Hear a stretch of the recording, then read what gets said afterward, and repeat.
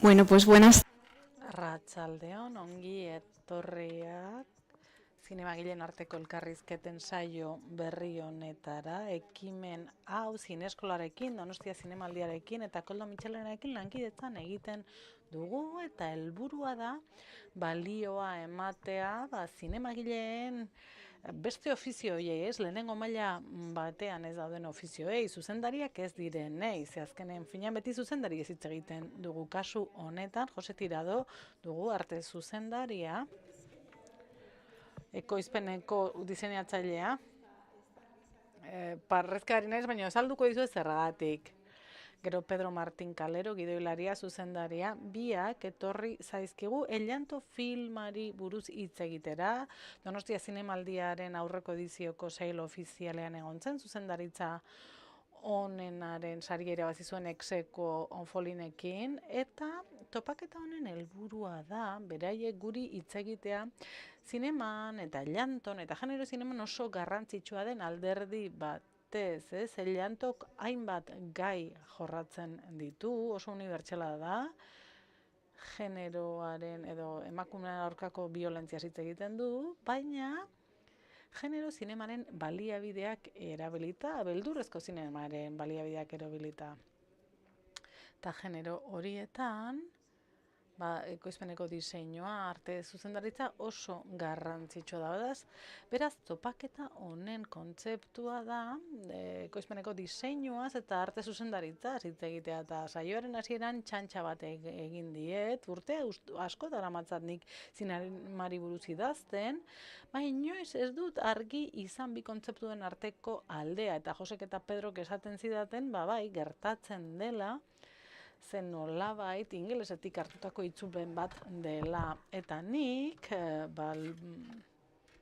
Ellantori buruz hitz egiten hasi baino lehen nahi nuen pixka bat zuek argitzea guri zein den aldea bi kontzeptu hauen artean, inork ez digu zuk baino hobeto argituko, oso ondo azaldia duzu, niri oso oinarrizkoa da, baina askotan kritikan eta liburuetan sinonimo gisa erabiltzen dira eta benetan ez da horrela.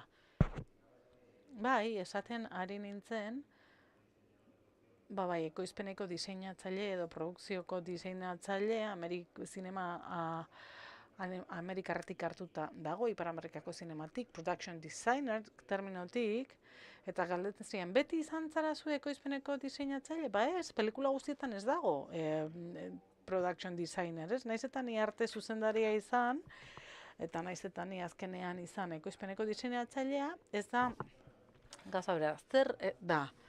Bada proiektuan oso goiz hastea, ia hasieran, eta ekoizpenaren eskutik hor dago gakoa, ez?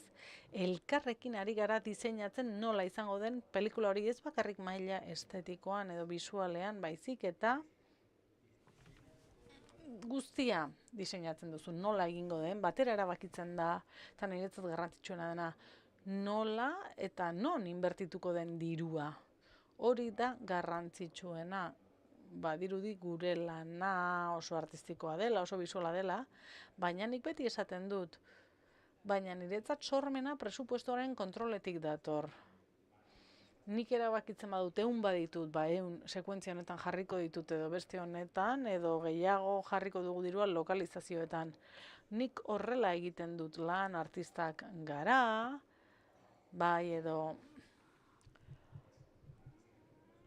edo emaitza artistikoa dituen lan bat egiten dugu, baina oso garrantzitsua da aurrekontua kontrolatzea. Batez ere zineman ez dugu dirua mugarik gabea, hasi que oso garrantzitsua da, ez dakit oso ondo azaldu duan nire buruan. Beraz, gauza da hasieratik erabakitzea nola gestionatzen den film hori alderdi bisualetik, baina baita ere. Bai, hor zati bat falta da, zati kreatiboa, sormenezkoa. Hori da hasieratik egotea, diseinu orokor batean pentsatzen, ez? Eta ekoizpeneko zuzendariak hori gainbegiratzea, edo ekarpenak egitea, edo kontrolatzea, nolabait, ez? Jantziak, argazkiak, luka, paleta. Nire ustez aldea da, lehen ekoizleak egiten zuena zela, lana planteatu bakarrik edo zuzendariarekin, eta orain ni ere hor baldin banago, produkzio diseinatzailea hor baldin badago, ni beti nago zuzendariarekin harremanetan, beraz, nik argazkietan badut eragina, eta jantzietan, eta nik uste hori dela garrantzitsuna, elkarrekin erabakitzea. Eta markatzen, ez, hau egin daiteke, eta hau ez, hau egingarria da, hau ez.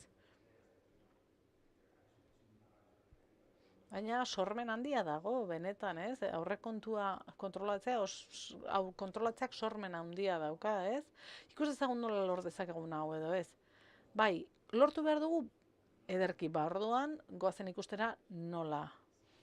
Horrela egiten dut nik, ez? Nire ustez eszena bat oso garrantzitsua bada, borrokatu egin behar da horren alde, ez? Ikusiko dugu nola lortu.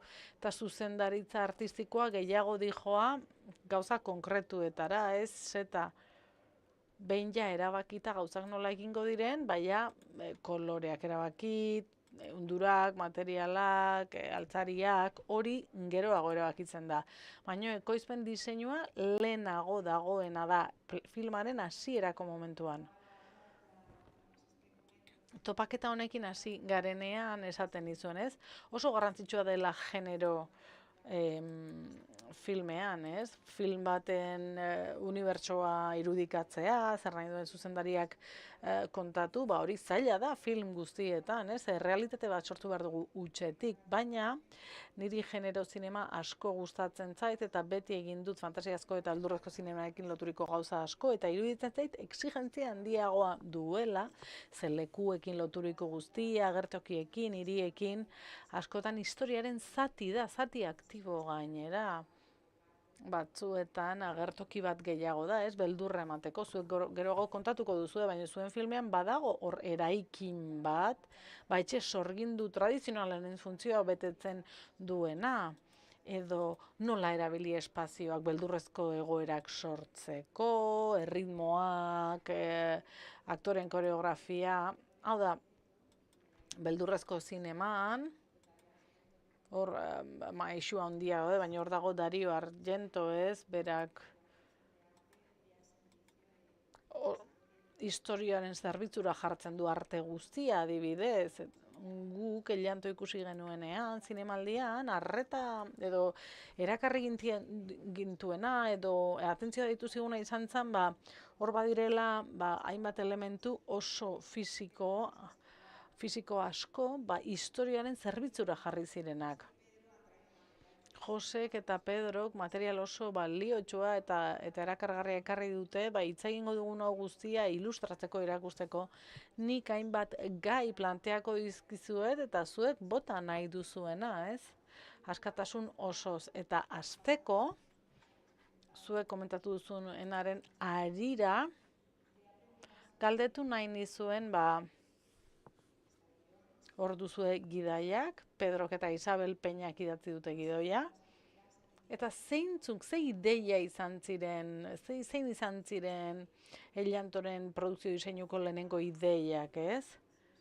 Ambizio handiko filma da, hainbat hiritan gertatzen da, hainbat denbora tarte estaltzen ditu, irudikatzen ditu, filmaren zati bakoitzak badu foko bat, emakumezko aktore bat, hor dago gorputza eta nola interaktuatzen duen espazioarekin, orduan, xehetasunetan sartu baino lehen nola planteatu zenuten nola izango zen filma. Zuk eta Isak asko pentsatu zenuten, ez, eta gero zuri eman zizuten, ez da, Jose? Gidaioian oinarria oso sendoa da, ez? Tortonua pentsatuta genuen, genekien zen pelikula mota egin nahi genuen. Beldurrezke film bat da, baina nahi genuen baitare oso ohikoa izatea eta ezagutzeko modukoa, rekonoziblea, ez da, ez gure eguneroko bizitza islatzea nahiko genuke. Eta noski horrek eragina handia zeukan arte zuzendaritzan, gero film oso psikologikoa da, atmosfera oso garrantzitsua da. Eszena askotan, badirudi ez dela ezer gertatzen, baina tensioa metatzen joaten da, eta hor espazioa oso garrantzitsua da atmosfera hori sortzeko.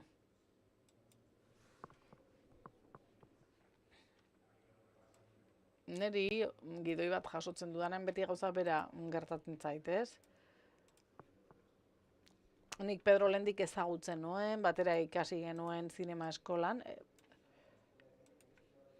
Bueno, berak zuzendaritza ikasten zuen eta nik argazkilaritza, ez? Eta urteak aurrera egin ahala aldatu egin ditugu rolak. Esan nahi nuena da, oso ondo ezagutzen dugula elkar, aspalditik eta gidoia jaso nuenean, banekien Pedroren gandik zetorrela eta jakinda nolakoa den Pedro, gero elkarrekin lan egin genuen, banekien zer nolako zuzendaria den, eta alderdi bisuala oso garrantzitsua dela berarentzat, ez? Nik banekien Pedrorentzat estetika oso garrantzitsua izango zela. Baina gero edozein gidoi jasotzen duzunean bezala, noski behar duzu zuzendariarekin hitz egin. Zer irudikatzen duzu, ze kontatu nahi duzu, nondik kontatu nahi duzu, kontaidazu pixka bat bisualki zer duzun burua, norra iriz gaitezen. Eta hemen gehiago, ez? Genero zinema da, nik egin dut beldurrezko film bat baino gehiago, baina ze genero mota da, zer ari zara irudikatzen, ez? Eta Pedrok oso argi zuen, zerbait realista, ezagutzeko modukoa izatea nahi zuen, ohikoa, terrorea beldurra ohikotik etortzea nahi zuen, baina oso atmosferikoa izatea, estetika oso zaindua edukitzea, baina estetika bakarrik zaintzen badugu, batzuetan oso hotza suertatu daiteke emaitza, ez da? Eta nik ez nuen gauza hiperrealista bat egin nahi, supergordina, bi espazio horiek uztartu nahi nituen. Pedrorekin lan egiten duzunean, irudiak bidaltzen dizkizute, referenteak, eta Pedrorenak beti harrigarriak dira. Egia esan, amesgaiztoen mundu bat, ez, irudikatzen dizu, ikusizko kultura oso aberatsa dauka, eta hasieratik bidaltzen dizun irudi guztiek asko estimulatzen zaituzte. Niri iruditzen zait Pedro oso intuitiboa dela, ez da? Askotan hitz egin dugu. Ez zara oso referentziala. Eta hori oso da filmarentzat, oso originala da filma. Bien artean egin duzu eta talde handia dago atzean, baina oso interesgarria da. Zure intuizioa ikusten dela horrez, noski badakit zinema asko ikusi duzula, baina ez zara esklaboa, referentzia horien esklabo ez zara. Filma ikusten duzu honean ezin duzu, esan hau hemen dira, eta hau beste honetatik ez, gustatzen zait zinefilia, zinemezaletasun eta intuizio nahasketa hori. Gero badago beste gauza bat asko gustatzen zaidana filmean, ezagik norbaitek ikusi du, ez duen ikusi, hainbat hiritan gertatzen da eta hainbat garaitan. Eta saioarekin hasi baino lehen gauza oso interesgarri bat komentatu didazu, ez? Filmaren erdian dagoen gaiak dena zeharkatzen du, ez? Emakumeen aurkako indarkeria da, baina ez zenuten uniformetasun hori nahi denboran, ez da ere hirietan. Eta iruditzen zait badagoela zerbait denboratik kanpo, ez? Noski badakigu zer urtetan gertatzen den bakoitza, istorio bakoitza, baina badago zerbait limbo bat dirudiena, ez dela denbora askotasun hori ez duen hain markatua, eta hori nola egin duzue? Denbora ez markatzeko horren beste.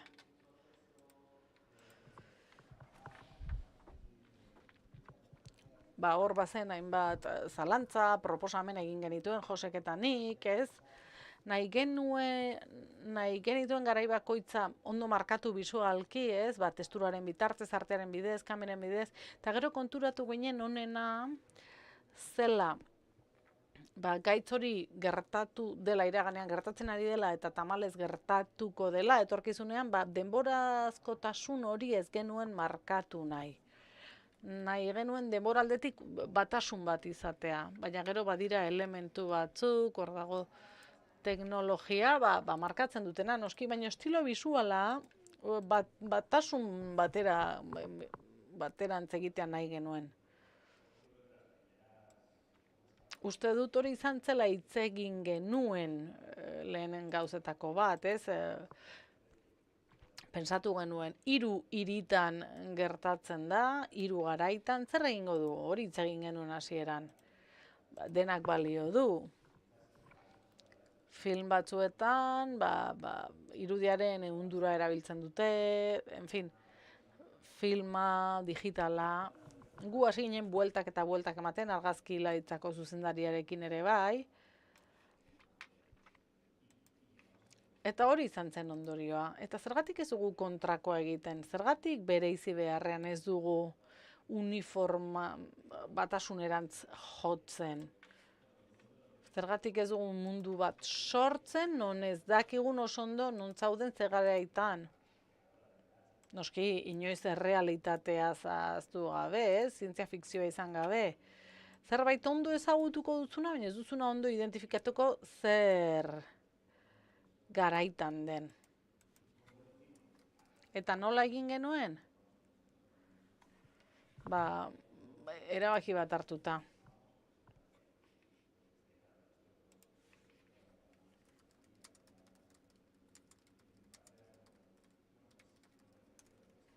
Nire ideia zen lokalizazioak, espazioak, lokalizazioak errepikatzea, protagonistaren etxea, Andrearen etxea. Maria Argentinan, ez? Mariaren gela, ez? Hor paralelismoak ezarri nahi genituen. Herrialde bat, garai bat. Gero erakutsiko dizuegu, baina lokalizazio ez aparte kolore paleta ere, ez? Kolore sorta. Nahi genuen bateratzea baita ere kolore paleta hori. Ez egotea kontraste gehiegirik. Eta gu nahi genuen oso tono neutroekin jolastu, beixak, marroiak ondoetan, eta bakarrik pertsonaiek izatea kolorea. Agian ikusten duzunean ez zara konturatuko, baina bai.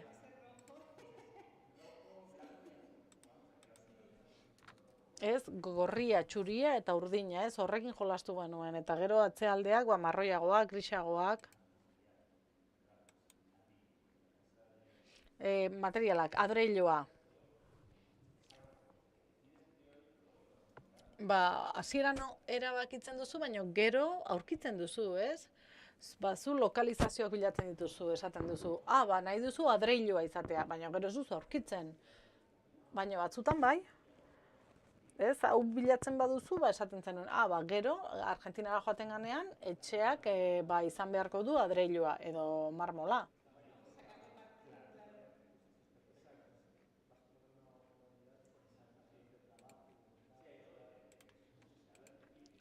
Hasieran asko hitz egiten da, baina gero, lana hain da luzea, gauzak egokitzen joan behar zarela.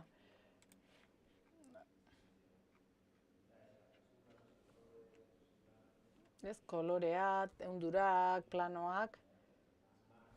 Eta gero, hor aldea asko esartzen duena, ze batzuetan erabakiak hartzen dituzu eta zalantza eragiten duzu, esaten zu oso uniformea izango da guztia.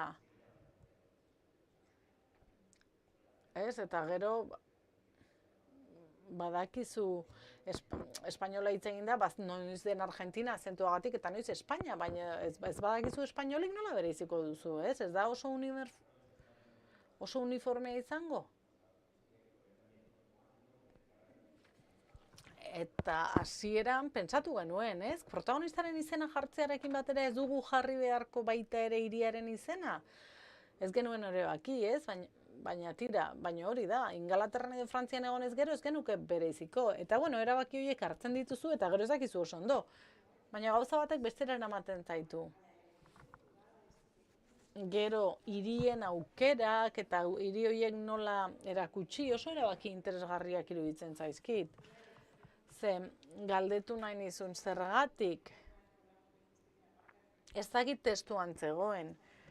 Baina hasieran esan zenidan, lehenengo hiria Rosarion egongo zela girotuta, eta gero azkenean La Plata erabaki zenuten, eta gero Madrid, baino Ellantoko Madrid ez da guk egunerokoan ezagutzen dugun Madrid, edo Espainiako zinemako Madrid, eta gero Bruselan egiten den epilogo hori da zergatik aukeratu hiri hauek, zergatik errodatu horrela. Ez, oso arreta erakarri dit zergatik La Plata, ez? Ez da horren beste zinema egiten, no? Horreta zergatik Madrid arraro hori, ez? Ezagutzen duzu, baditu hiriaren zantzuak, baina ez da gu ohituta gauden Madrid hori. Zineman ikusten dugun Madrid hori, orduan hori nola planteatu zenuten Isarekin, eta gero, nola irudikatu hori? Historia, queríamos contar cómo esté mal eso. Hasieratik nahi genuen kontatu nola gaitz honek denborak eta espazioak zeharkatzen dituen. Eta nahi genituen bi leku, gero hirugarrena dago Brusela, baina Bruselak ez dauka horrenbesteko garrantzia, nahi genuen ozionago bat egotea, oso urrun egotea bata bestearengandik, eta mundu ahalik eta handien egitea, eta Argentina aukeratu nuen, ezagutzen dudalako, laguna ditudalako, eta badagoelako zerbait asko areak hartzen nauena Argentinatik. Pentsatu nuen hemen errodatuko du noizbait, eta ondo zetorkidan. Baina ez nuen nahi Buenos Aires izatea. Ze ez, Madrid aukeratzen baduzu, gero beste hiri handi batera joango zara, eta ez nik nahi nuen beste hiri bat erakutsi. Se haya visto menos para sorprender y para que parezca un poco... Pizkat harridura eragiteko eta mundu berri bat aurkezteko, ez? Europako hiri batetik, Hego Amerikako provintzia hiri batera, ez? Nik Rosarion errodatu nahi nuen, egin nuen scouting bat, pandemian idatzi genuen gidoia, denbora asko nuen beraz, eta Google Mapsekin scouting handia egin nuen, eta dena ezagutzen nuen Rosarion, eta gero ara jo nintzenean, dena nekien ontzegoen. Baina, arazoak izan genituen. Korrupzio arazo bat, narkotrafio arazo bat, ze Paranai ibaia hor dago, droga ere hor dago, droga eta narkoak hor sartu dira, hainbat tiroketa egon ziren, ni horregon eta gero, 2 pertsona hil ziren, eta ez erabaki benuen ez hor lan egitea. Ezin zen, naiz eta gu nahi izan, ezin zen. Eta nik hiri txiki bat nahi nuen. Gero, La Plata, Buenos Aires probintziako hiriburua da. Eta oso hiri bitxia da. 19. menderen amaieran sortu zuten, hutsetik. Eta hor badago leyenda masoniko bat. Badauka zerbait. Hor daude eraikin oso handiak. Asko gustatu zitzaidan, eta oso zortedun izan ginen. Eta gainera, Mariana Enriquez, filmaren unibertsoko erreferentzia bat zen, pelikula asko gustatu zitzaion. Eta nik gero jakin nuen. Kontakizunetako asko, bera La Platan bizi izan du zela urte luzez. Lugares los que quieres ir, que encajan... Lokalizazioak bilatzen ari zarenean zerrenda bat duzu, ez? Eta hortik joaten zara, batetik bestera, ari ginen plaza bateran zibiltzen, oinez, eta nik ikusi nuen eraikin bat, kalean, ez zegoela zerrendan, eta esan nuen, goazen eraikin horretara. Goazen galdetzera horre rodatu dezakegun, etziguten usten institutu bat zelako, eta hori zen Mariana Enriquezek ikasi zuen institutua. Tira, gehiagitza egin dut. Falta da Madriden zati hori, ez? Madrid bitxi hori. Gugu nahi genuen kanpoaldeko Madrid bat, testuinguruz kanpo dagoen Madrid bat nahi genuen.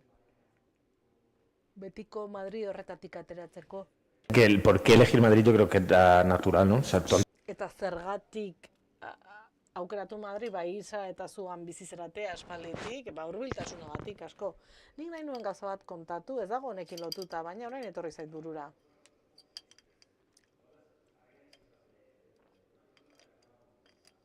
Pedrok hitz egin du, Google Mapsekin lokalizatzen zuela, baina normalean, proiektu bat hasten duzunean gauza garrantzitsuena dira aktoreak eta lokalizazioak.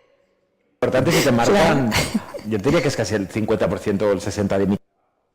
¿Cómo eliges ya? Nire lanaren ehuneko 50 edo 60 dira lokalizazioak oso garrantzitsua da. Eta Pedro obsesiboa da horretan. Gu bideoklipak egiten genituenean ere, Pedro Google Mapsen sartzen zen eta esaten zuen eski Uzbekistanen aurkitu leku bat eta bai egia zen. Eta Pedrori asko gustatzen zaio arkitektura eta hori nabaritzen da pelikulan, simetria hori dana.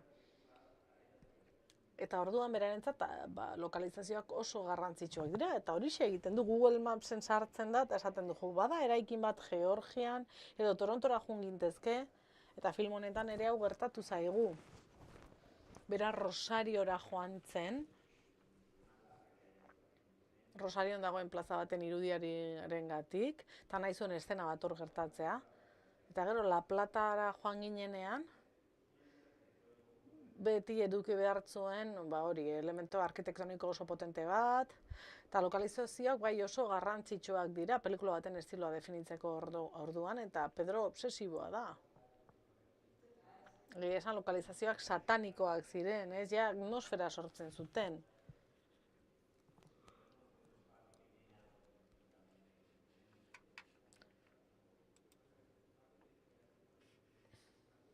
Espazioa,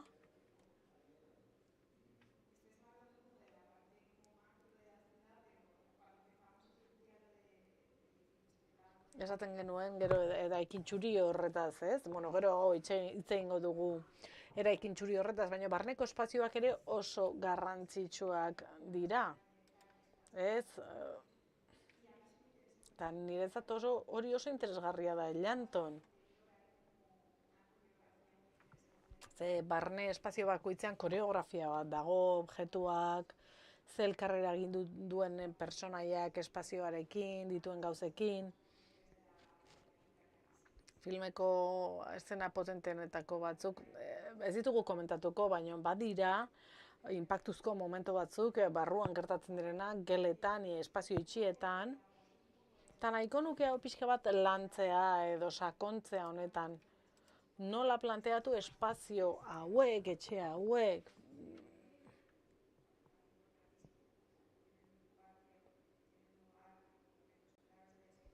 Ez hor gertatzen direlako oso gauza garrantzitsuak edo pertsonaien izenak, Andrearen etxea, Espainian, edo Argentinako protagonistaren etxea, Andrearen gela, eta nola ze interakzio duen mugikorrarekin horregon, da nola jartzen duen mugikorra bere burua grabatzeko, hori guztia nola planteatu zenuten, barne espazio horiek, izatea entitatea eta aukera asko ematea. Beldurrezko egoerak planteatzeko.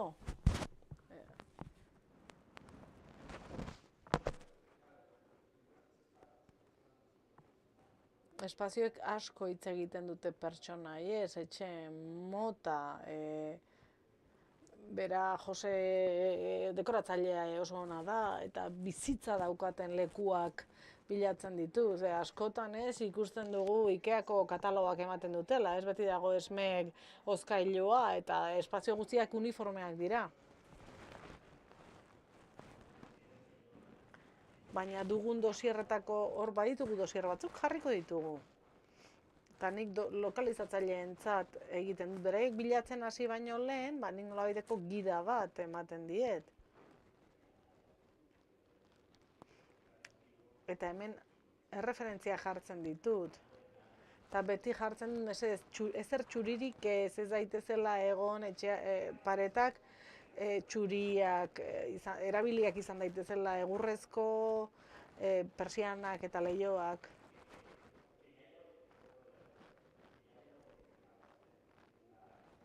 beti oinarrian, gustatzen zait espazio bizituak izatea. Ze gero hori kamaran oso beste irudi bat ematen du, ez? Ez dezatela dekuratu itxura izan etxeek adibidez. Eta Joseren dosierretan hori oso espezifikoa da, oso garrantzitsua da, eta bizitzan komunikazio garrantzitsua da, zineman ere bai, ez? Ze lokalizatzailea ez bada ondo enteratu, gauza asko bidaltzen dizkizu, denbora galdu arazten dizuna. Eta zuk oso argi uzten zenuen hori, ez? Zer nahi dugu, erreferentzia honak emanda.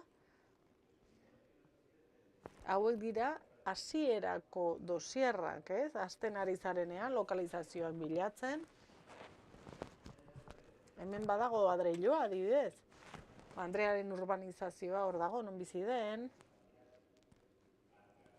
Joan zintezke beste etxe mota batera, baina lehenengo irudietan ja Adreilua dago, eta tonu marroiak. Eta horregatik isolatuta bizi den jende baten Madrid batez hitz egin nahi genuen. Andreak teknologia behar du munduarekin komunikatzeko, baina hor dago baita ere ze etxe motatan bizi dena, honek anglosasoia dirudi. Gu beti bizi izan du gara gehiago komunitatean, eta orain honek beste itxura bat dauka. Beraz, aldirietara eraman nahi genuen, ez? Klase ertain edo klase ertain altuko aldirietara eraman nahi genuen.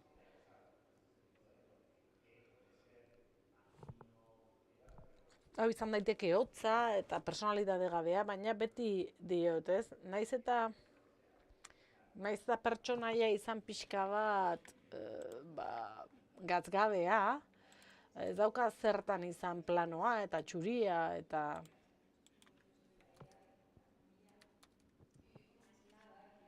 baina film asko daude Espainian eta Europan, familia bat, isolatuta bizi dena.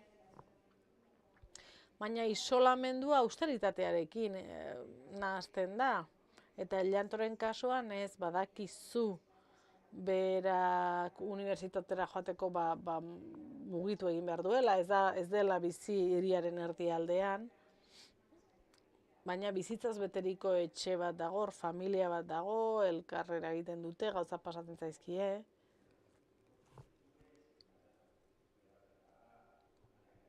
Baina gero zuk ikusten duzunak pantailan ematen dizu goxotasun bat, begia eztea bezala da.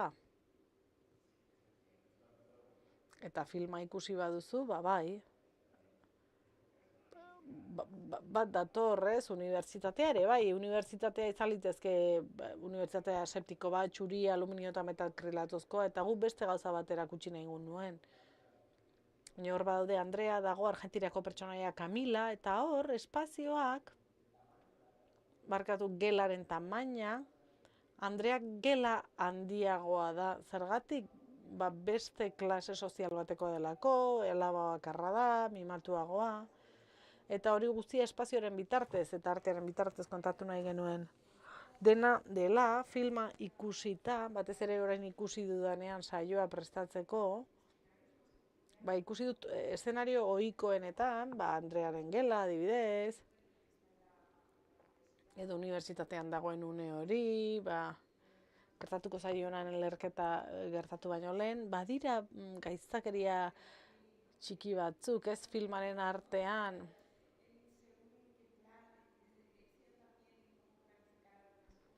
nola planifikatu gauza batzuk, nola dagoen sartutako lorea. Hau da, hau egia da, baina badago zerbait, ez da? Bai, filmaren arte zuzendaritzatik badago hor zerbait, beldurgarria edo. Zuk esena guztiak ondo antolatuta dituzu. Gero Andrearen gana itzulita, pertsona daude, zona asko pertsonaia batena mugikor batekin, ez da bat ere zinematografikoa, eta hor tentsioa sortu behartzen. Eta hor bazen eszena bat, ez dakitzen bat berandutu nuena planifikatzen. Galdu egin naiz.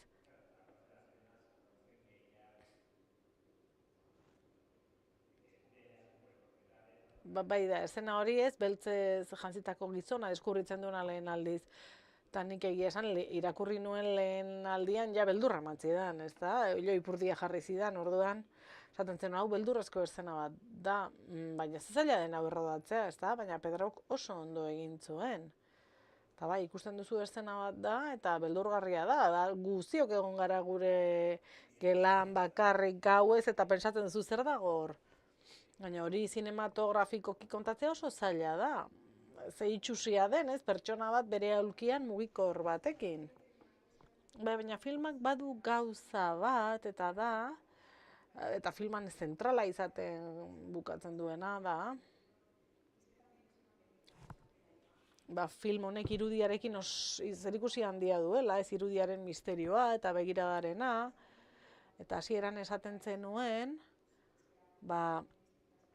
konturatu zinetenean filma hainbat etapatan gertatzen zela, eta planteatu zenutenean ze planteamendu formal eman nahi zenioten bakoitzari, ez zenuten akatsik egina, ez? Nahi zenuten nolabaiteko batasun bat eman, eta nik uste dut hori oso erabakiona zela, bestela protagonismoa kenduko zenioten filmean oso importantea den gauza bati, ez? Ze irudi kontsumitzen duen protagonistak, eta nola elkarrera egiten duen irudi horrekin, ez?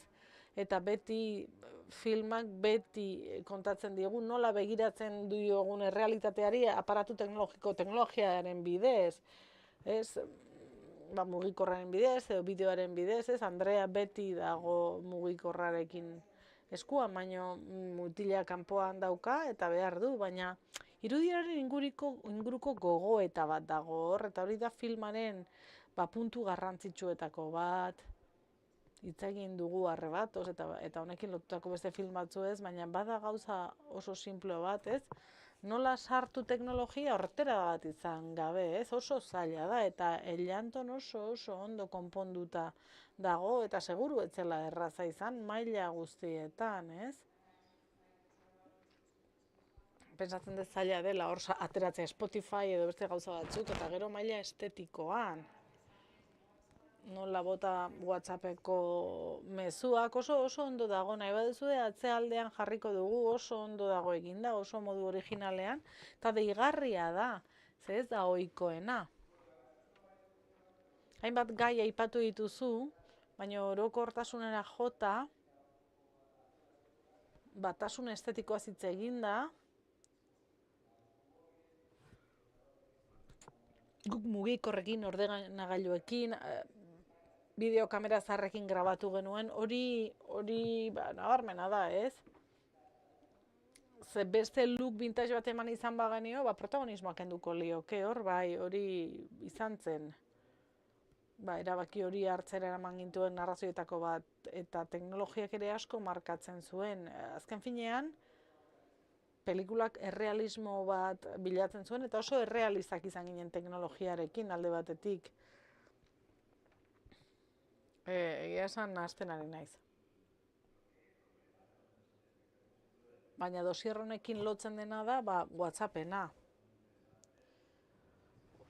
Oso interesgarria iruditu zitzaidan, nola sartu teknologia, nola kontatu, da pertsonaia bat, mutilak atzerrian duena, eta WhatsApp une asko dago, eta mobil une asko, eta zuk, azaldu zen idanean izan zenuen lehen ideia, esan nuen oso ondo. Neri gertatzen zait, afari batean nagoela edo bilera batean, WhatsApp bat iristen zaizu, eta elkarrizketa ez duzu entzuten, zure mundua da hor gertatzen ari dena, ez? Mundu virtualak inguruan gertatzen den guztia jaten du.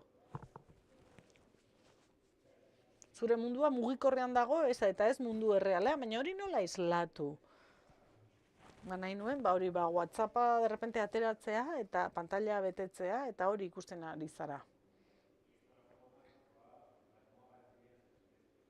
Eta gauza hauek probatu genituen, ez? Nola aterako dira testuak? Testua horrela aterako da, edo ez, edo...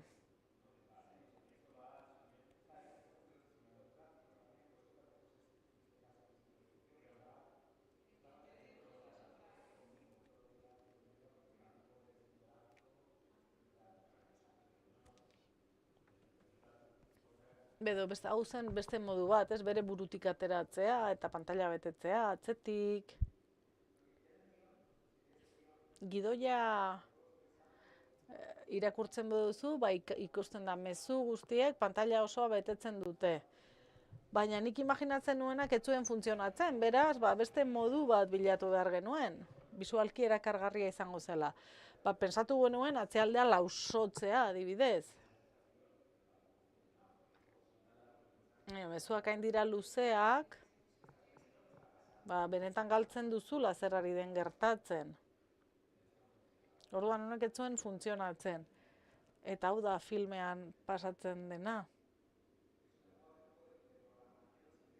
Ez, programazio lenguaia bat da.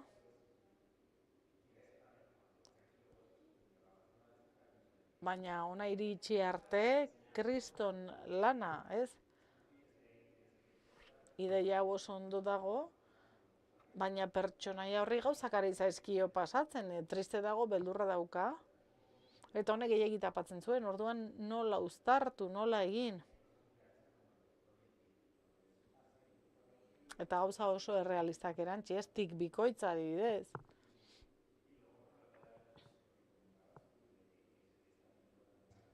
Eta gero filmean badago beste gauza oso garrantzitsu bat, nahi genuen errealitatik oso gertu dagoen zerbait egotea. Aplikazioak, ez da? Eta interneten gidoietik bazegoen Spotify, WhatsApp, Zoom.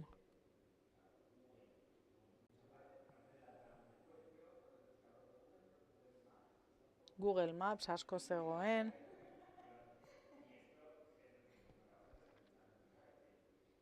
Eta hau da lehen esaten genuena, jende askok ez dakiela, ze gertatzen da gaur egun norbait sartzen da bilatzaile batean, eta bilatzailea da fugelez, benetan asmatu egin behar dituzu gauzak ezin duzulako jarri. Gaur egun oso zaila da. Clearance arazoak daude, denak egon behar du kotejatuta, baimenekin, noski, horrela izan behar du, egile eskubideekin, baimenak egon behar dira hor. Beraz, zer gertatzen da? Batzuetan hain zaila dela eta hainbeste denbora behar duzula, ez duzula denborarik baimenak eskatzen hasteko eta asmatu behar duzu fugel eta beste gauza horiek denak. Zergatik da garrantzitsua? Hasiera hain azkarrastea, ez da? Eta guretzat zertzen garrantzitsua gauza horiekin hastea, Pedro nahi zuen dena errealista izatea, eta horregatik horri jarri behar genion arreta. Eskubideak lortu agian ikusle bezala, ez zara konturatzen, baina oso ondo dago, baina bai, sartzen zaitu, ze gaizki dagoenean bota egiten zaitu filmetik.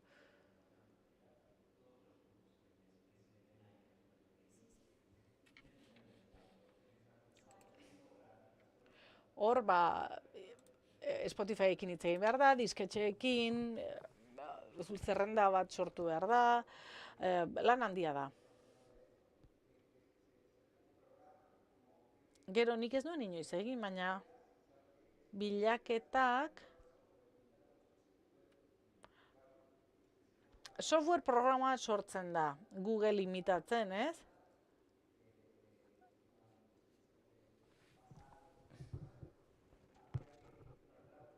Orduan, programatzaile bat bilatu behar genuen, Googleen interfazia erabiltzen duena.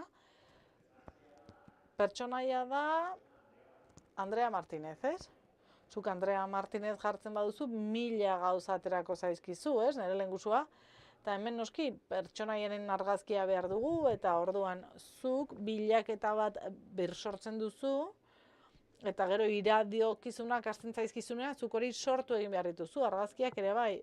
Hori dena sortu egin behar duzu. Nire familia arreba dena sartzen dira, zuzendariena ere bai. Baina sortzen duzu fikziozko bat, eta interakzio fikzio bat sortzen duzu, eta aktoreak horrela egiten du, eta dena ateratzen da. Baina oso garrantzitsua izan zen, teknologiak asko markatzen du, horixe esan nahi genuen dena bisualki limbo bat izatea, egungoa eta vintage, retroa, modernoa. Baina teknologiak markatzen du asko non zauden, eta hori nahi genuen markatzea. Eta pentsatzen du baita ere zaintzea, zaitzala bota, ez? Ze batzuetan, gauza batzuek atera egiten dituzute. Behin betikoa hor dago.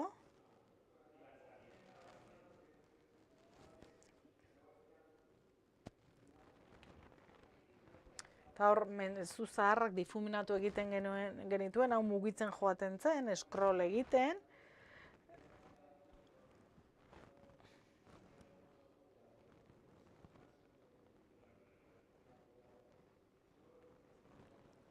Orduan, iristen ziren mezuak solidoak ziren, eta nik uste dut oso ondo funtzionatu zuela. Nik uste dut baiet, nahi zenuen sentsazioa sortzea lortu zenuena, ez? Ba hori, WhatsApp bat iristen zaizunean mundua geratu egiten da. Oso bisuala zen, eta gero iraganean gertatzen den zatian ere teknologia hor dago, horregatik ez da deskonpensatuta, desorekatuta geratzen. Ze horri izan liteke arriskua. Baina gero, La Platako zatiarekin lotuta dagoen horretan ere teknologia presente dago. Berez, bi emakumezko pertsonaien arteko harremana ere kameraren inguruan gertatzen da. Gero badago beste gauza interesgarri bat, lotuta dagoena artearekin eta filmaren ekoizpen diseinuarekin, da pantalla beste leku batzuetarako eskaparate bezala eta nola irudikatu leku horiek kameraren bitartez, eta horrek ere pentsamendu bat eskatzen du filmaren zuzendaritza artistikoari dagokionez, ez? Pantailan bitartez ikusten denak ere bere unibertsoa daukala eta oso zaila da hori orekatzea, eta filmak oso ondo funtzionatzen du. Ez dakit denbora zer moduz goazen, gauza txiki bat esan nahi nuen, ze gidoian hasiera nahi genuen Apple izatea. Mobila eta softwarea, baina Applek ez zigun utzi, esaten zuelako, spoilerra egingo dut, baina badago pertsonaia bat, pantailen bitartez ikusten zaiona, eta Applek esan zuen,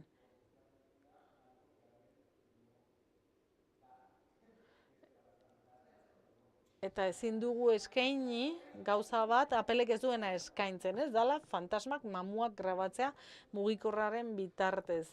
Eta hori esan ziguten eta horregatik jo genuen Androidera. Baina Appletik Androidera pasatzea zuentzat ez drama bat izango zen, pentsatzen dut.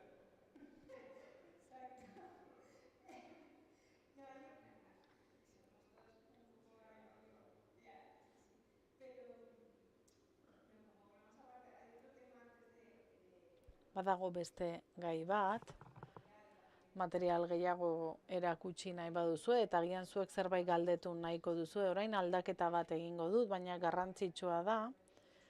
Eta Pedrok lehen aldiz hitz egin zidanean horri buruz, ez? Eraikinaren sorkuntza, eraikin txuria, beste pertsonaia bat da filmean eraikin hori. Eta Isarekin ere azaldu zenuten estreinaldian, ezta? Nola etxe hori, etxe sorgindu hori, denok ezagutzen duguna, edo hurbil izan dezakeguna, mehatxagarria dena, baina aldi berean ohikoa. Ez espazio hori tekstutik diseinatzea,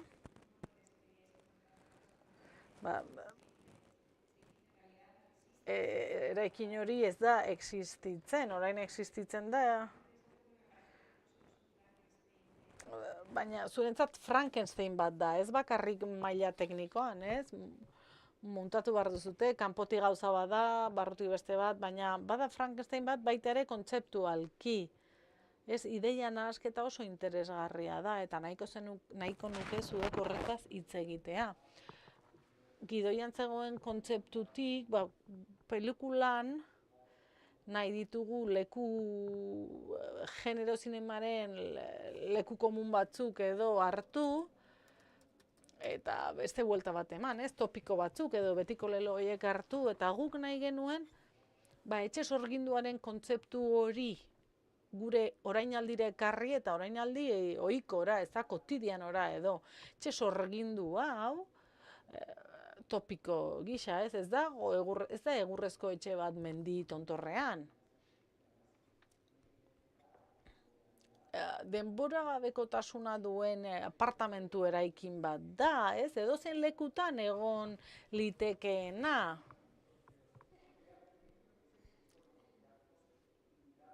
Guk nahi genuen baita ere zinematografikoa izatea, izan behar du ohiko eraikin arrunt bat, ez arreta gehiegi erakartzea, baino ikusleak baita ere ezagutzea.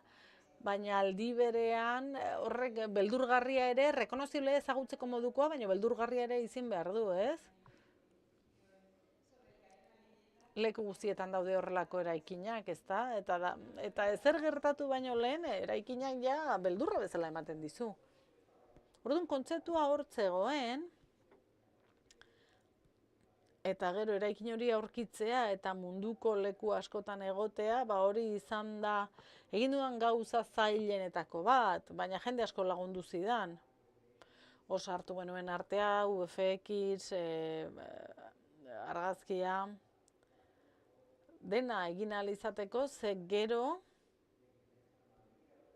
on behar zuen abenida batean, ez, kameraren angeluagatik, egia esan asko kostatu zitzaigun. Gaia hartzen eta uzten eta hartzen eta uzten joan ginen. Bai, ekoizpen diseinua hitz egitean hori zen gaia, ez, gai potoloa.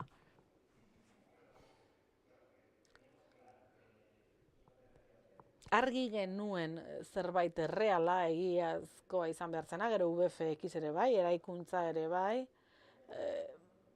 gauza asko zeuden hor.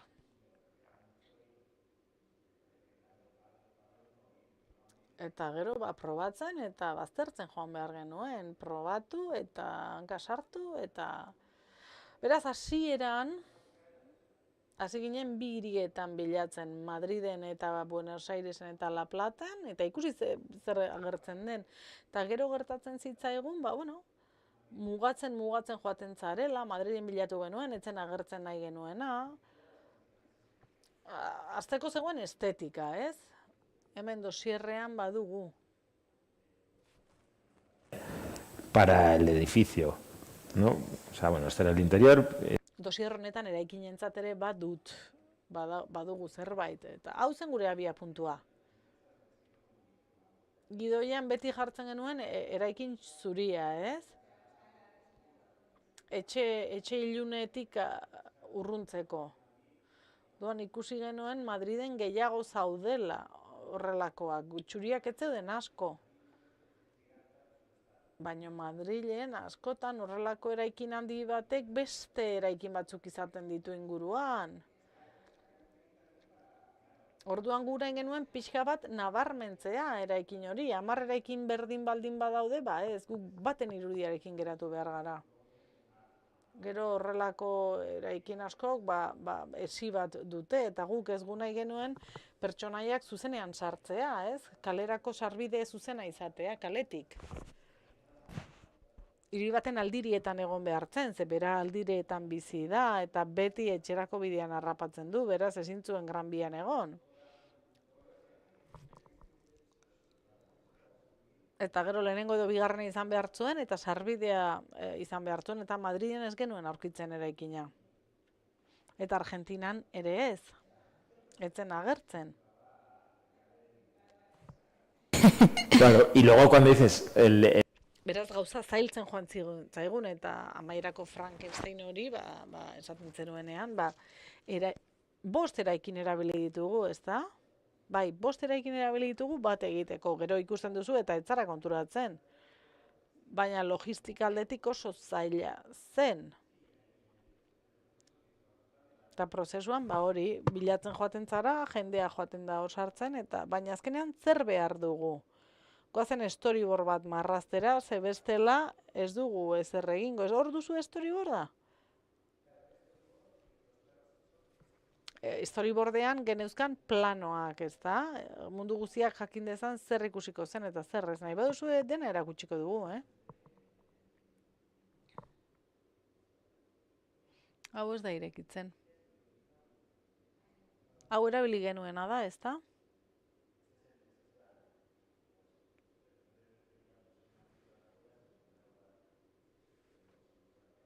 Hau La Platako erdialdea da, erdian dago. Eta guk aldirietan nahi genuen. Bai, baina logistika aldetik oso zaila zen. Leku okerrena hori zen, hemen errodatzea, eta igandeetan egin behar genuen. Orduan, kanpoko eszena guztiak egun batean egin behar genituen, ez geneukalako aurrekontua, ze igandeetan bakarrik grabatu genezaken, eta igandeetan jendeari gehiago ordaindu behar zaio. Orduan, hau izan zen egin genuen lehenengo bisita, lehenengo lokalizazioarena. Y de repente, porque lo habíamos ya googleado, visto por Google Maps. Google Mapsetik ikusia genuen hau, eta Google Mapsetik perfektua zirudien. Eta Googleen beste itxura badauka, eta bi aste lehenago margotua zuten. Baina Ellantoren agertokien bisita bat egingo bagenu, ona joan behar da, ezta? Honetara joan behar dugu, bai, kanpoaldeko eszena bezala, bai, baina lehenengo plantatik gora, lehenengo solaritik gora. Baina gero genituen bi aktore Madrilen eta bi Argentinan. Orduan zer egin, bata ara ekarri bestea ona nola egin? Eta noski aurrekontu aldetik eta diru aldetik eta denbora aldetik mugak genituen. Orduan, Espainian daudenak beko partean bakarrik egoten dira. Eta Argentinan daudenak, horiek bai igo behar dira gora eta kanpotik balkoitik sartu. Orduan, han egiten genuen kanpoaldea eta hemen barrualdea. Hau da Madrilgo eraikinaren behealdea. Eta hor digitalki eta eraikuntzarekin sartzen genituen.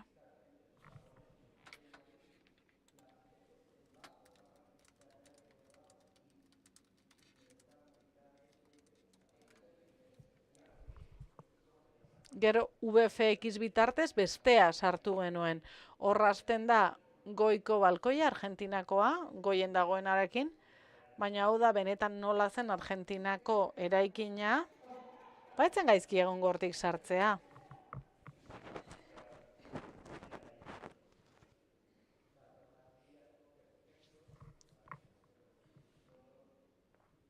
Dena birsortu behar genuen. Hau da Madrilgo benetako eraikina. Baina oso bajua zen. Eta hau da barrualdea eta hau da ataria. Baina hau da portala eta portalean bai badauka hor presentzia. Hau da barrualdea eta hauxe egin behar izan genuen.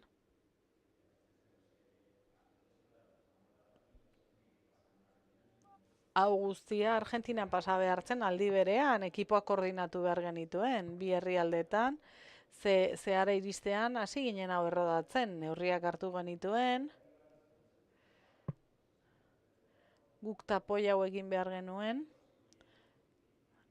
tapoia da sortzen duzun fikziozko zerbait,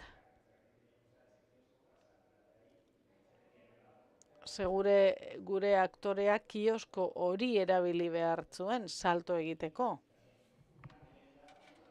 Eta denda bat egotea.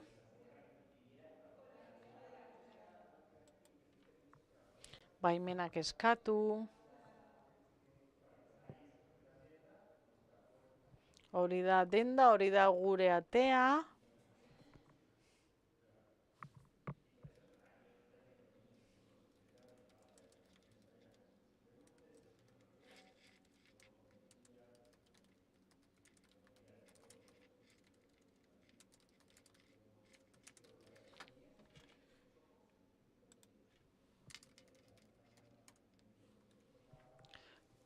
Ze kamerarekin, egia esan oso ondo funtzionatu zuen hau egurrezko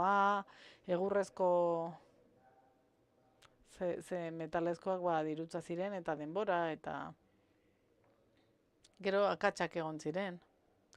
Gero planoak behar genituen.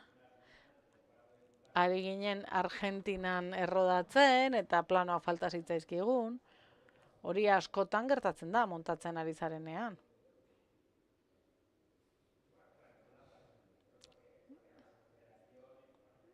Egia esan, ekintza asko akziozko sekuentzia bat zen eta planoak behar genituen. Eta atondo horren zati guztiak sortu behar izan genituen estudio batean. Hor bazen marmolezko portal bat. Hau da ikusten zen portala. Eta guk green screen batekin, ondoa jarri genuen.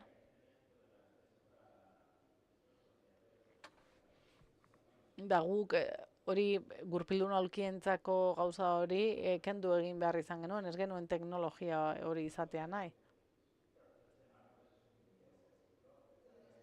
Marmol hau dena gezurretazkoa da, noski. Vinilo batekin itxura berdina sortzen da, eta Argentinan egin behar izan genuen viniloarekin, eta oso ondo geratzen da. Hau da benetazkoa. Hau da Madrilen. Eta eraikinaren barruan gertatzen dena zer da? Gero eraikin honetan eskailera batzuk zeuden, hortik igotzen dira pertsonaiak eta gero zegoen atondoa, baina barruan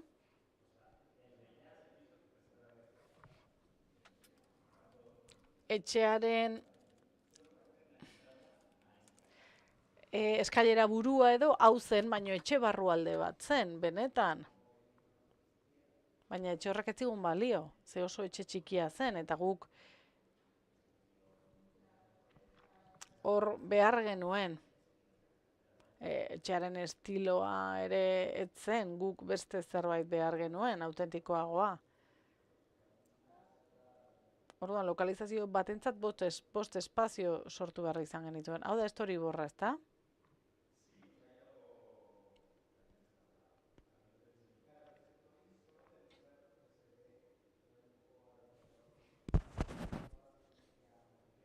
Story horrek ez du sekuentzia osoa jasotzen.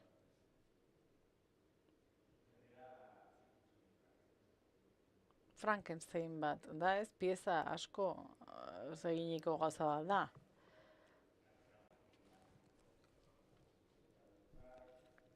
Kontzeptualki ere Frankenstein bat zen, ez? Ohikoa izan zedin, baina praktikara eramatean eromena izan zen. Egia esan erotu ginen. Faktore asko zeuden hor sartuta. Eta zuzendaritza lanari begira muga hoiekin guztiekin. Aktoreen zuzendaritza nola egin zenuten? Zaila izan zen, zer registro saldatzen duzu, gauza grabatzen zenuen Espainian, baina gero Argentinan, materiala berrepasatzen zenuen aktorearekin, energia bat etor zedin. Eta zaila da. Aktorearentzat oso zaila da energia egokiarekin ematea. Baina, badakizu hor zure proiektuaren muskularen 150 hor joango dela, ze apostu bat egin behar duzu eta onartu. Eszenaren lehenengo bigarren zatia egiten baduzu eta gero lehenengoa, aktorea energia batekin sartzen da, orduan aurrekoak funtzionatu behar dizu, progresio bat egon behar da, eta hori zaila da. Baina oso aktore onak izan genituen. Ez daki galderaren bat egin nahi baduzue, material gehiago ere proiektatu dezakegu. Hau da Andrearen pertsonaiaren gida bisuala. Hemen sail guztiek lan egiten dute, makillajea, pelukeria, jantziak, gorria, urdina, hori oso markatuta zegoen hasieratik. Beraren estiloa ere ikusten da hor. bere etxea, koloreak, hor daude grisak, marroiak, orduan bere jantziek asko kontraste handia egiten dute horrekin. Orduan, atzealdea oso goxoa bezala da, bera, nabarmentzeko horrez. Hau da neskaren unibertsoa, Andrearen unibertsoa. Protagonistaren munduan asko inbertitzen duzu, ez erreflektatzen du nolakoa da, hau guztia hitz egin egiten duzu, ez da?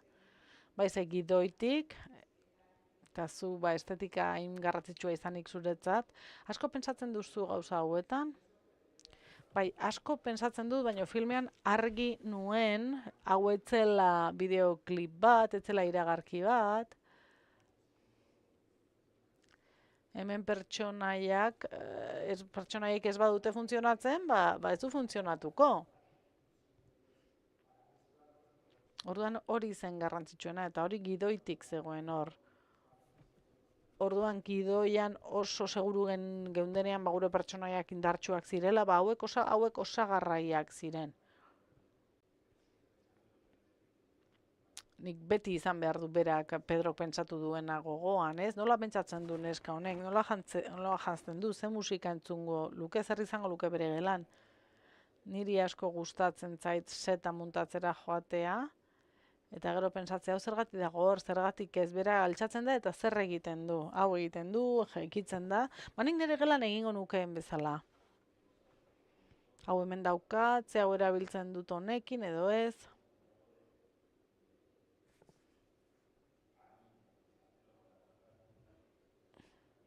Niretzat pertsonaiaren logikarekin egin behar da. Hor, bere mutilaren argazkia. Gauza asko ez ateratzen, ez da? Gure lanean bai horrela da, beti ez gure lanaren frustrazioa hori da, guk 100 gauza prestatzen dituzu eta 20 ateratzen dira.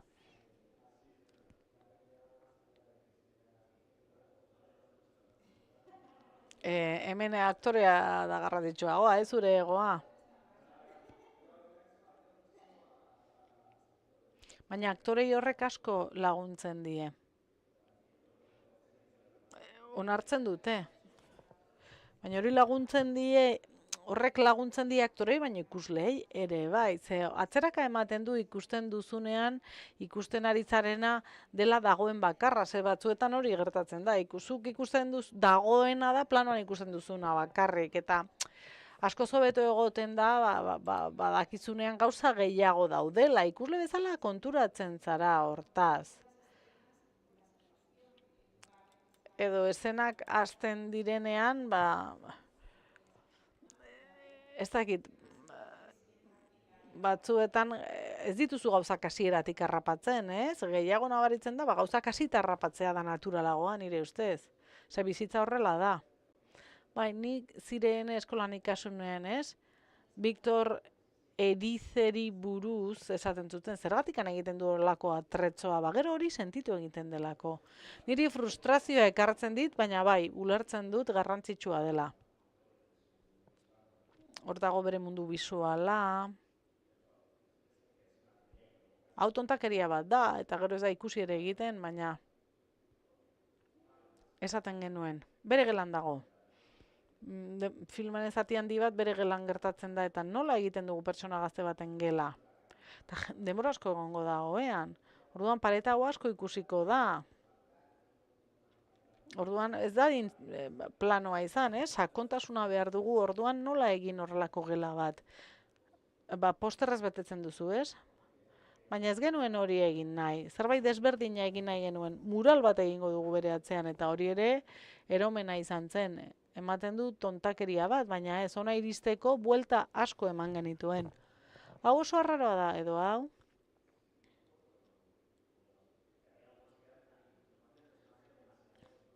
Beste batzuetan esaten duen, oso psikotikoa izango da pertsonaia, edo ez?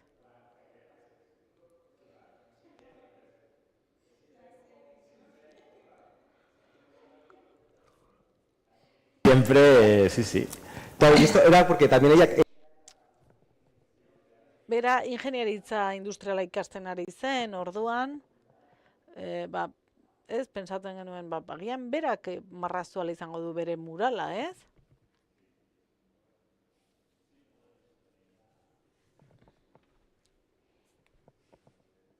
hemen baditugu eszena batzuk,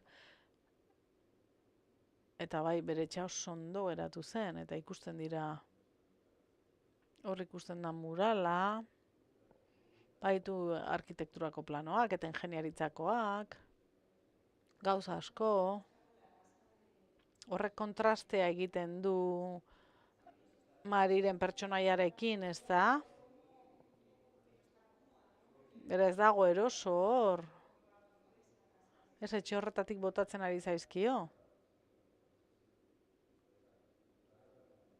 Hau da murala. Ze berak denbora asko pasatzen zuen ohean. Eta beraz, erabaki hori garrantzitsua zen, ez? Denbora asko pasa behar badu ohean, zerbait aurkitu behar dugu.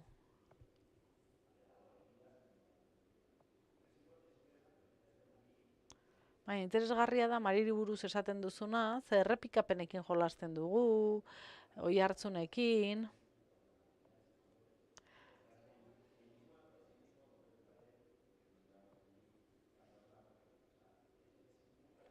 Hor, pareta oso antzekoa da, ez? Altzariak, arkitektura kolorea, baina bere gela, ez oso detaile gutxiago dago. Zergatik, ez zirelako benetan hor bizi, ez? Orduan ez dauka horren beste bizitza, detaile berak.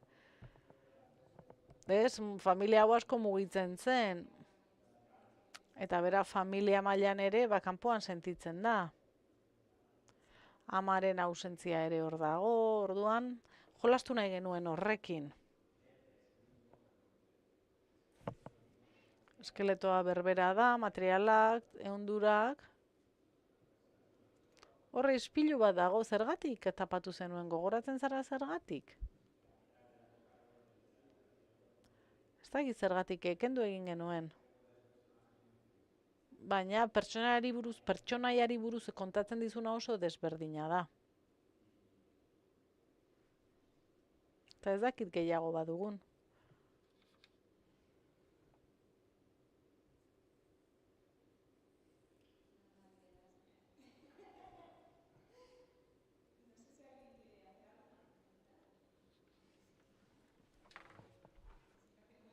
Hor Jonek beti egiten ditu oso galdera honak.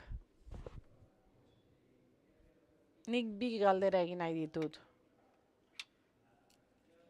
Bat lokalizazioei buruz eta arte zuzendaritzari buruz, hau da, eraikinak sortutako lan horretaz gain, egontzen beste zerbait zaila, aurkitzeko zaila edo prestatzeko zaila, gerra eman zizuena, eta gero gustatuko litzaidake jakitea, baita ere arte zuzendaritza mailan, zenuten erreferentziarik, edo...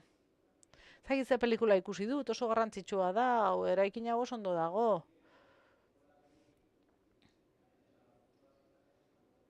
Ni filmarekin asko gogoratzen naiz, David Cronenbergen filmei buruz, horre eraikinek garrantzia dute, eraikinek, zakitzuek bazenuten erreferentziarik, edo sortu zen besterik gabe, gidoian oinarrituta, edo nola da hori.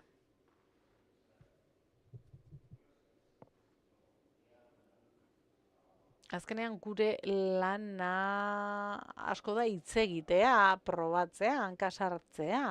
Eta sortea eta magia ere oso garrantzitsuak dira. Ez? Adibidez.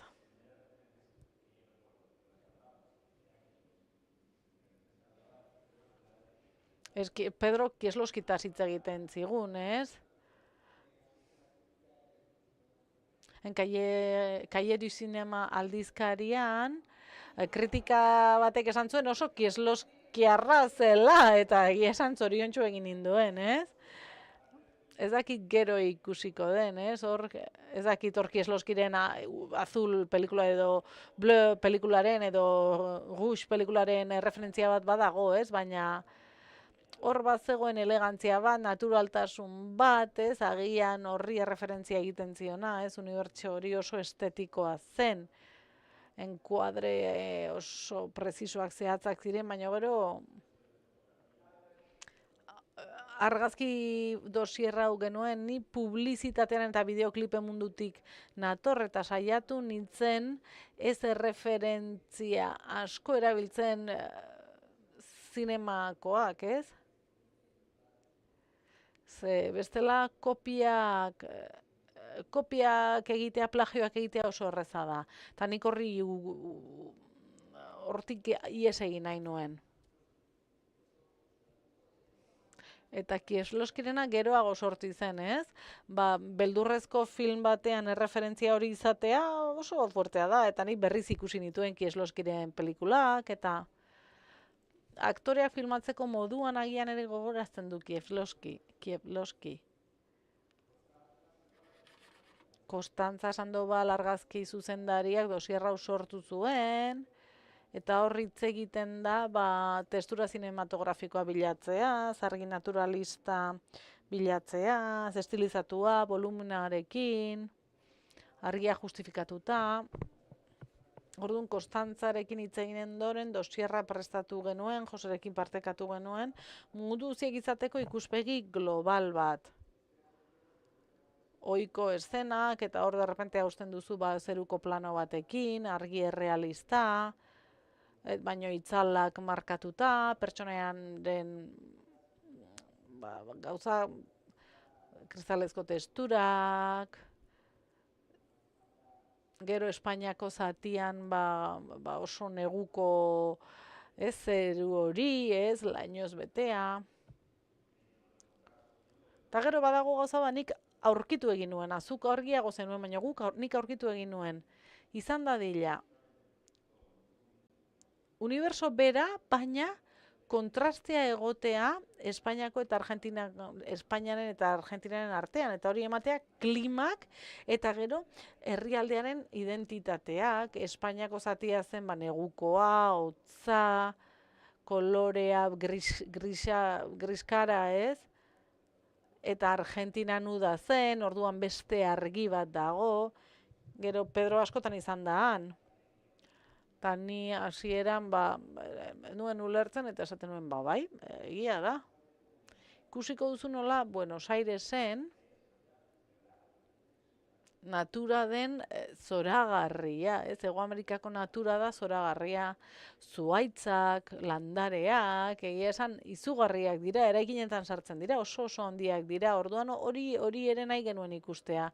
Lokalizatzera joan ginen lehen aldian esan genuen, bai, hau harrigarria da.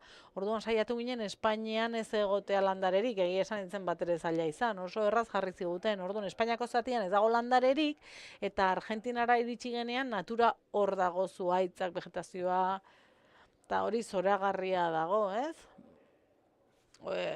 Pedro bazekien, nik enekien, nik aurkitu egin nuen.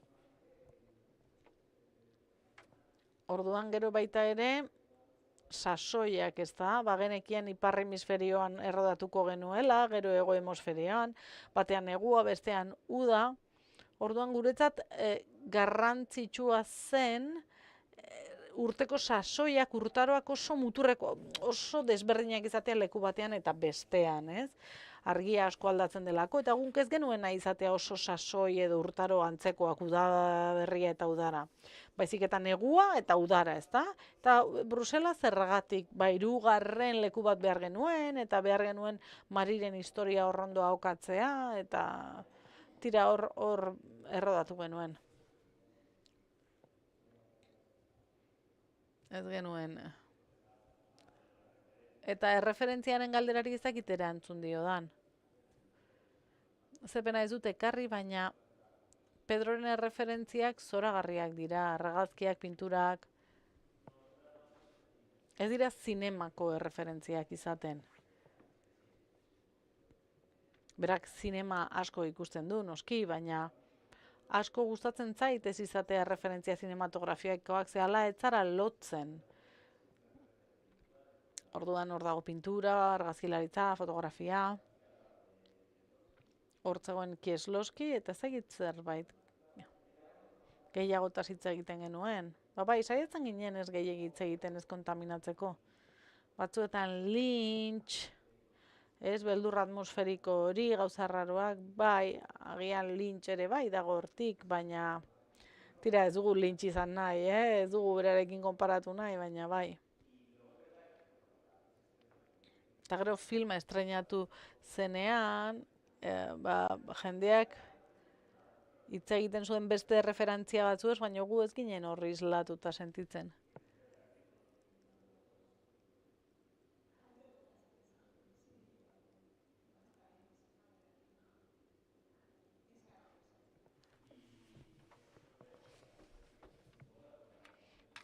Eta gero lokalizazioei dagokienez,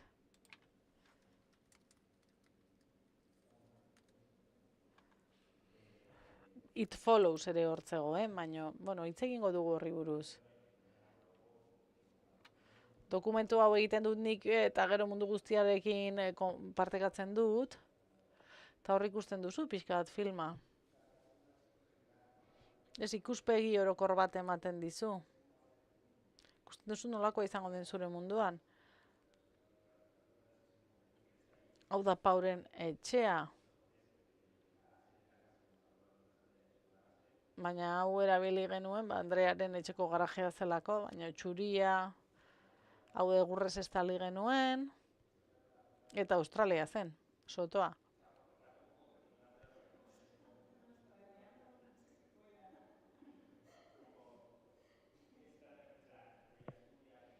Hau da bere ikasgela, guk pareta guztiak berdez margotu genituen, hau filmetik kendu dugu, amaierako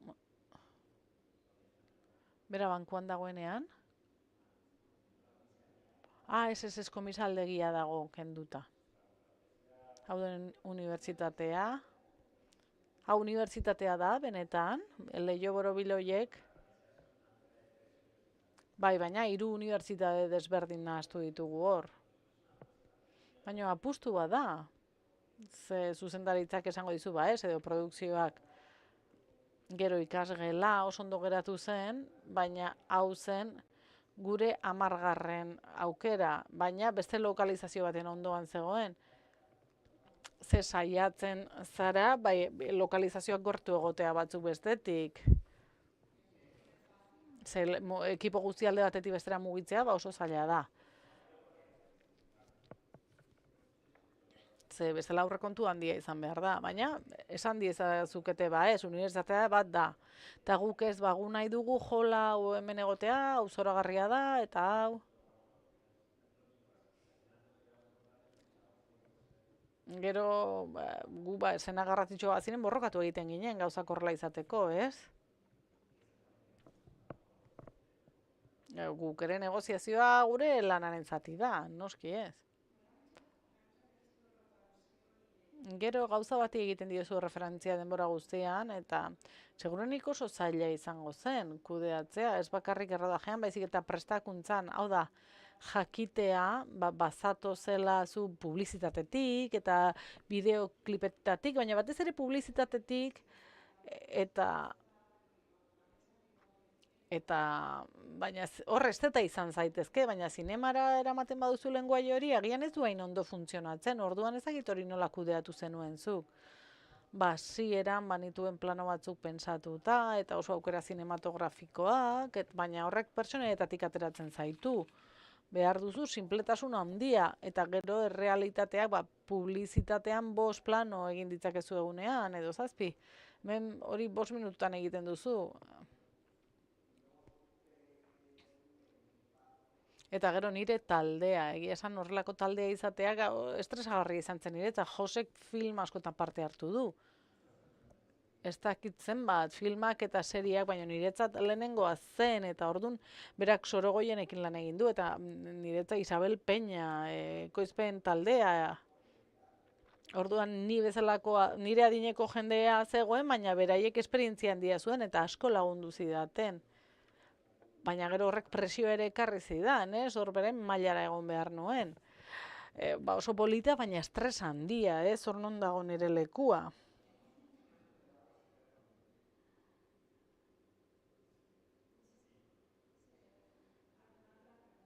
Ezakit beste galderaren bat duzuen. Ez badago beste galderarik. Badago eszena bat, oso garrantzitsua dena filmean, eta oso interesgarria egiten zaidana, arte zuzendaritzan eta lekuaren ideian. asko gustatzen zait dantzalekuetan eta klubetan dauden eszenak, ez? Eta hori azterketa bada niretzat, ondo baldin badaude eszena horiek, gaindituta. Ze gaizki egoten dira, eta hau oso ondo dago, eszena hori oso ondo dago, bi daude. Ni ari naiz pentsatzen bere burua zauritzen duena. Ez, egia esan oso impactantea da. Bai, oso ondo dago, nola pentsatu zen ituzten eta nola pentsatu zenuten hori, ze oso zaila da horrelako dantzaleku eszena bat egitea eta ez izatea hor, ze badakizu dantzan ari direla musika gabe eta ze inoiz ez dago dirurik espazioa betetzeko.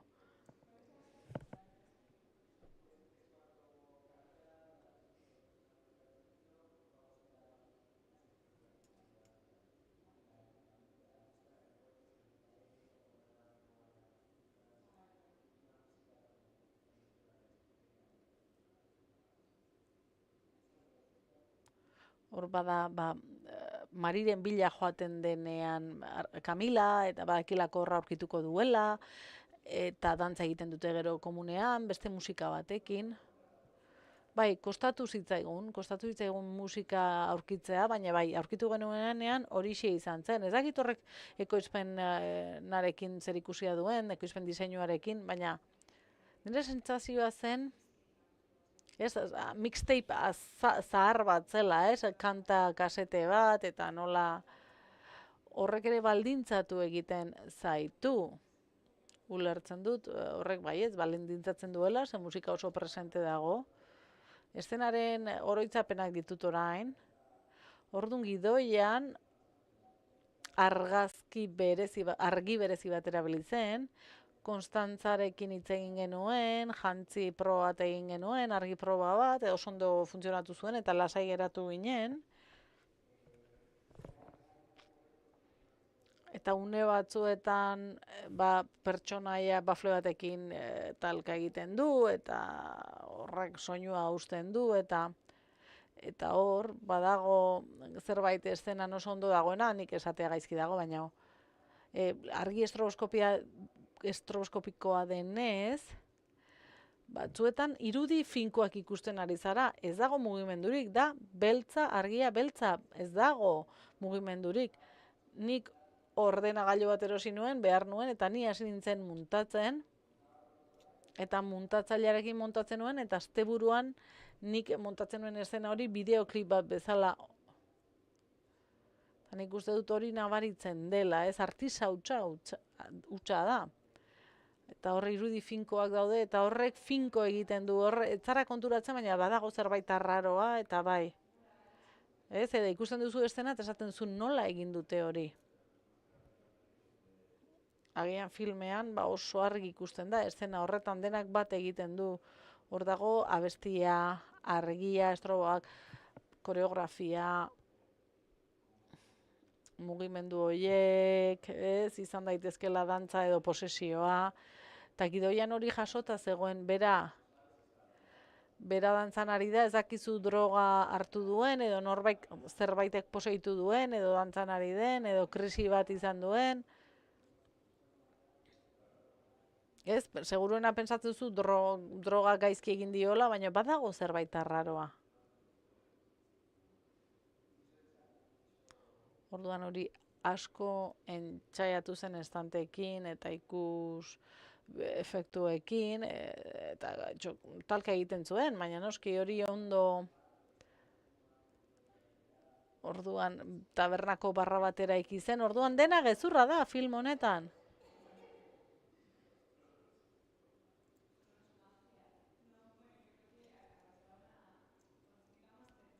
Egia esan masterclass ederra eman duzue, ekoizpen diseinuari buruz eta egoizpen artistikoari buruz. Askotan hitz egiten dugu hemen zinemaldiko nire kideekin, ez? Zinemaz hitz egiten dugunean oso gutxi hitz egiten dugu zinemaz, eta oso gutxi hitz egiten dugu nola egiten diren filmak, gehiago hitz egiten da gaiez eta emozioez, baina ez ditugu gauza hauek, nola egiten den ez dugu aztertzen, baina oso interesgarria izan da, nola planteatu duzuen, ez? Oso modu naturalean, emozionalean, emozionaletik, ze ideia eta emozio sortu zaizkizuen, eta nahi zenituzten kontatu elementuen bitartez eta espazioen bitartez. Beraz, zoragarria izan da, saio hau moderatu ahal izatea. Eskerrik asko bioi, Jose Tirado eta Pedro Martín Calero. Egingo duzuen urrungoa ikusteko gogoa ondua dugu. Uste, Sorgoionen berria arekiza dela zu, duela hilabete bukatu dugu, bai? Gogo handia dut pelikula hori ikusteko, eta zu zer ari zara egiten, Pedro?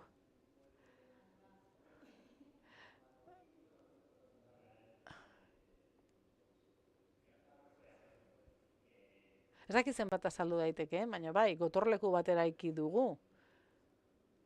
Mendebaldeko Saharako kolonietakoa, eta egia esan paisaia zoragarri batean, eta zu ni rodajera joan ahal izan nintzen, eta ara iritsi, eta etzeri duen set bat, egia esan zoragarria oso ondo egina dago, bai oso lan polita izan da. Eta gogo handia daukat ikusteko nik ere, eta Pedroren urrengo lana ikusteko ere bai. Idazten ari zara, bai, ja diru bilatzen proiektu batekin, baina ezakigu, ezer. Zure gauza gehiago ikusteko gogoz, eskerrik asko, gogoratu, urrengo elkarrizketa, maiatzaren 29 izango da, Marta Nieto eta Anton Álvarez izango ditugu. Eta zein da motiboa? Beste disiplinetatik datozen artistak, Marta Nieto interpretaziotik dator, eta film luzean debuta egin du, La mitad de Anarekin, Anton Álvarez musikatik dator, eta berak egin du Jerai Cortesen, gitarra flamenka da Jerai Cortes.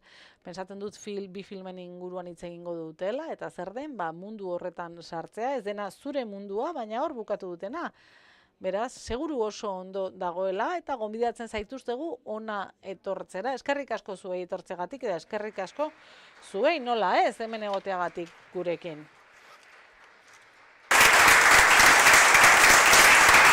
Lo habéis hecho muy bien. Qué fuerte, ¿cuánto ha sido? Se me ha hecho... Bastante, Yo seguiría sí. 3 horas más, qué divertido, ¿no?